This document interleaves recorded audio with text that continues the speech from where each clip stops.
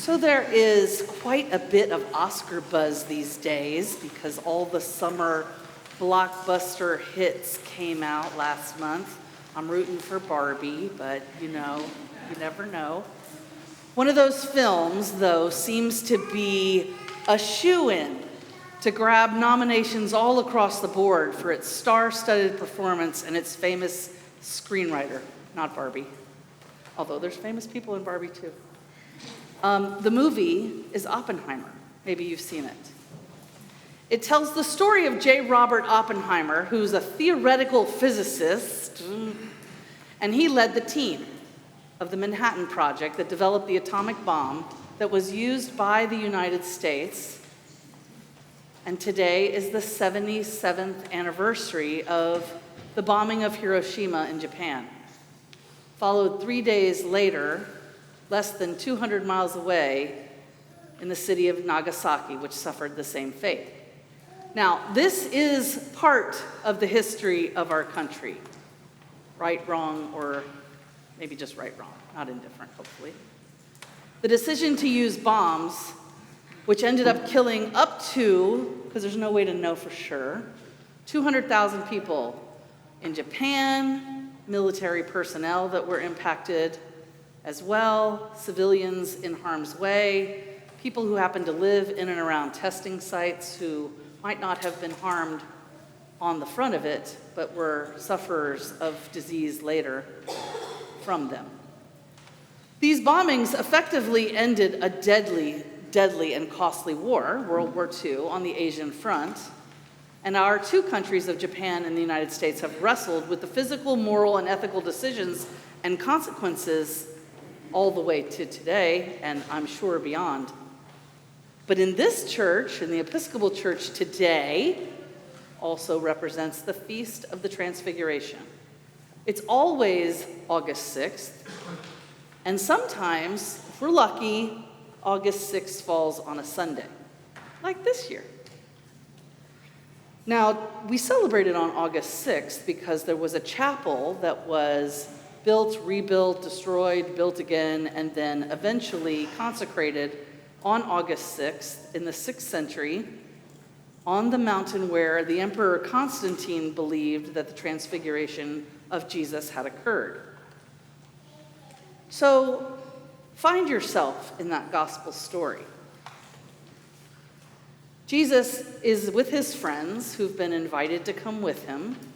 But just before this, in Luke's gospel, he's told them some pretty disturbing news. I'm going to have to die. Like this fun that we're having, these miracles, these healings, this is all great, but I'm going to die.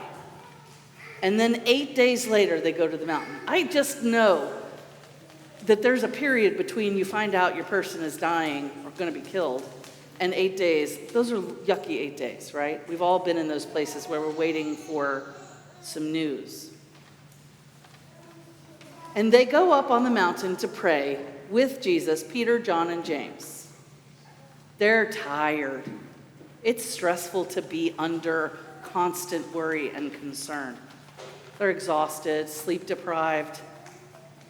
And I don't know if that impacted how startled they were by Jesus' appearance or muted it even a little bit. But they were indeed startled. His face changed.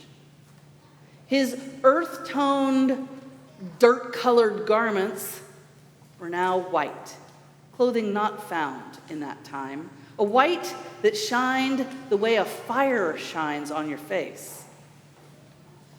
And then, before their very eyes, the very people they've learned about their whole lives as very devout and faithful Jews, Moses and Elijah, the heroes of the faith, there they are.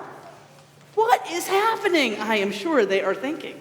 If you sleep deprived, especially our baptismal parents, like sleep deprived will make you see some things. I'm sure they were shocked. Moses, who himself was transfigured in the reading we heard today from Exodus. Elijah, who his grand taking up is done with a ball of fire. These transfigurative events in our Bible, and then Jesus' transfiguration, affirmed Jesus and his divinity. And if I were Peter, I would also want to stay on that mountain with all that. That sounds fabulous.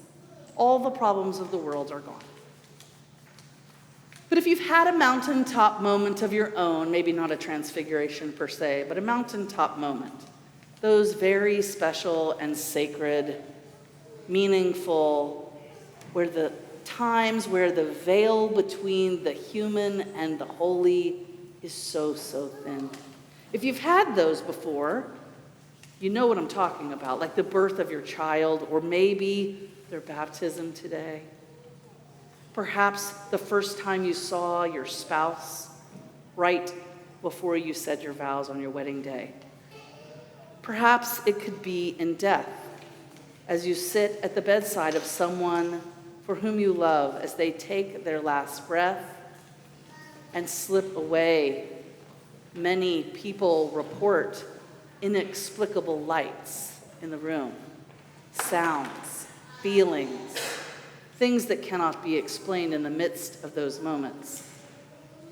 These moments are particularly unforgettable, whether they are moments of joy or sorrow. They stay in our minds, they invite us to explore them and reflect on their meaning, and they often serve as a fulcrum for something to change in our lives. For Peter, John, and James on the mountain with Jesus, for our families who are seeking baptism today for their children, for each of us here, we remember Jesus' transfiguration and are invited to consider how we also are changed by the radical and all-encompassing love of God. Maybe like Peter or James or John, we don't really know what they were thinking. There was a sense of peace and calm and comfort that even though this was so weird, so strange, that all would be okay. It's quite something, I think, to hold these two events in tension with one another on August 6th. The horror of an atomic bomb ball of fire raining down on humans that God created, and the dazzling light of a transfiguration of Jesus. This dichotomy, I find, is maybe best considered if we consider ourselves and our human desires, because they often center ourselves. We are the authority in our lives. We know what's best for ourselves. We know what's best for the world. If everyone would just listen to me, gosh, it would be a better place. I haven't ever said that. I've heard other people say that. But in our baptismal covenant that we will renew in just a few minutes, we are asked a series of questions about what it means for us to live our lives as people of faith, Goldie. That's funny.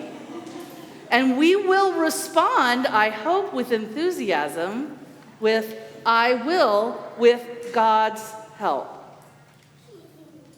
Because when we try to live our lives with God at the center, we are more likely to end up with radical love and light exuding from ourselves.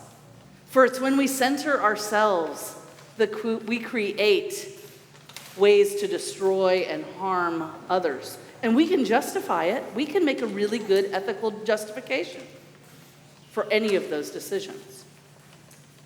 But we are called in our baptismal covenant, and we promise to do so with God's help, to see the dignity of all people, to live in peace with all people, and to love our neighbors as ourselves, that pesky great commandment that is so hard for us to follow. For me, maybe for you too, the Transfiguration story, every time I read it or hear it, it sticks with me. It's a story of startling and great and inexplicable beauty. We weren't on the mountain, but I hope that it lingers in our conscience. I hope we can imagine a smidgen of their amazement. I hope we can let a trickle of the feeling of glory wash over us, particularly as we approach the altar today to share the table with one another and receive the body and blood of Christ, a mysterious and confounding belief in and of itself. We celebrate the Transfiguration 3 times in the gospel. 3 different books have 3 different retellings of that story. It's an important one. And it's a reminder for us that our energy alone, our sense of self alone, will not be enough for us to be true followers of Christ and let the love of Christ shine. Because God's love abounds within each and every one of us, from our babies to the oldest person in this room, from the person who has done nothing wrong to the person who has much for which they are sorry. God's love abounds in us all without exception. And on our best days, maybe we reflect that to the world. And on our worst days, when we falsely show the world that somehow we might be better than everybody else, that the grace and mercy we get, that God gives us, might not be good enough for you,